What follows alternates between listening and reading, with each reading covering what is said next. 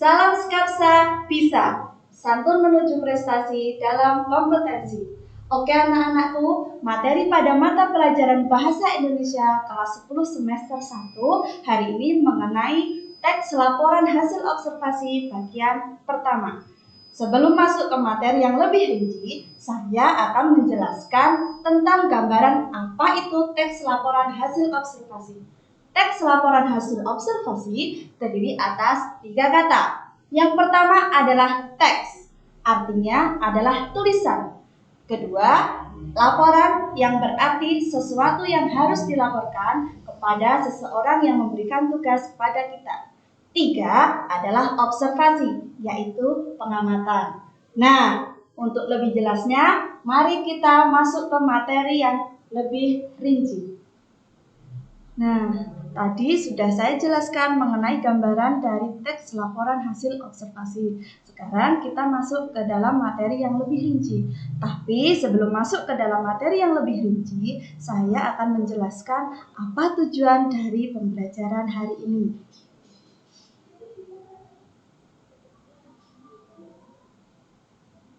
Untuk tujuan pembelajaran hari ini, yang pertama, mengidentifikasi isi atau ciri-ciri dari teks laporan hasil observasi.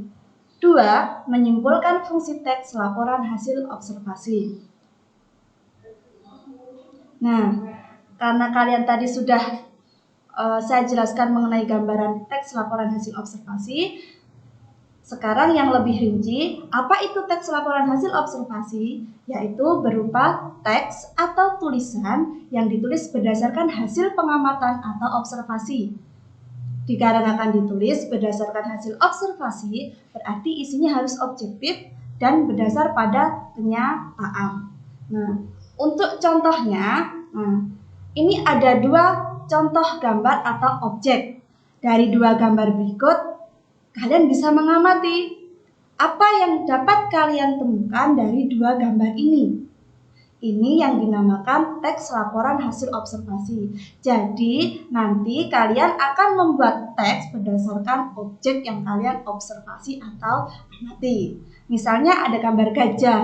Nah, di sini kalian apa yang dapat kalian bisa amati? Misalnya bentuknya, kemudian mungkin habitatnya, kemudian makanannya dan sebagainya. Kemudian ada gambar pantai. Di sini bukan hanya gambar pantai saja, mungkin ada airnya berwarna apa, kemudian hal-hal yang di sekitar objek tersebut.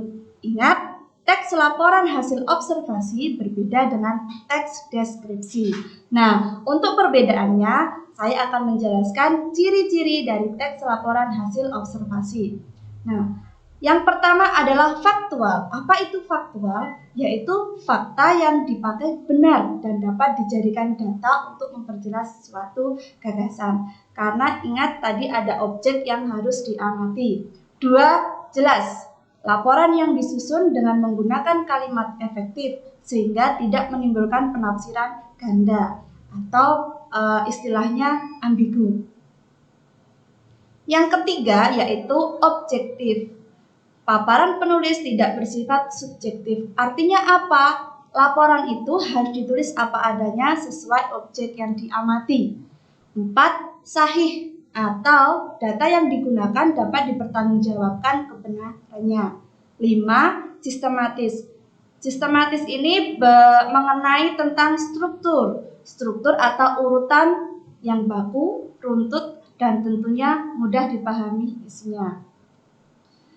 Keenam adalah fokus, memaparkan secara jelas dan lengkap bagian-bagian penting untuk disampaikan agar pendengar pembaca itu tidak rancu. Yang ketujuh adalah tepat waktu. Maksudnya apa?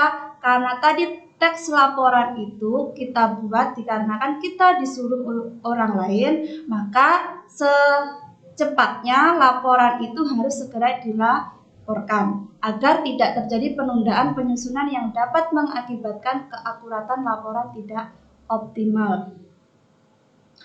Kemudian, fungsi teks laporan hasil observasi. Yang pertama, melaporkan hasil dari sebuah tugas dan kegiatan pengamatan. Karena laporan tadi kita disuruh orang lain, maka kita harus segera melaporkan. 2. Sarana untuk dokumentasi. Apabila kita di lain waktu kita kehilangan atau istilahnya data tersebut tidak ada, kita bisa mencarinya lagi karena bisa dalam bentuk printout ataupun file. Yang ketiga, sumber informasi yang faktual. Ingat, sumber informasi yang faktual dikarenakan objeknya itu nyata. Jadi harus dilaporkan apa adanya karena ini nanti untuk pertanggungjawaban ketika kita melaporkan kepada orang yang memberi tugas. Demikian materi hari ini. Semoga kalian dapat memahami apa yang saya sampaikan dan semoga membawa manfaat. Baiklah anak-anak, demikian materi hari ini mengenai teks laporan hasil observasi bagian pertama. Untuk tugasnya, anak-anak bisa klik di link kolom deskripsi. Dan sampai bertemu kembali di pertemuan berikutnya dalam materi teks laporan hasil observasi bagian kedua. Jangan lupa like dan komen untuk mendukung program ini. Klik subscribe dan tekan tombol lonceng supaya tidak ketinggalan informasi. Dan share jika menurut kalian video ini bermanfaat untuk orang yang kalian sayangi. Sampai jumpa di video kita selanjutnya. Salam Skapsa, bisa Sekolah Berbudaya Industri berkarakter wirausaha menjadi idola sekediri raya.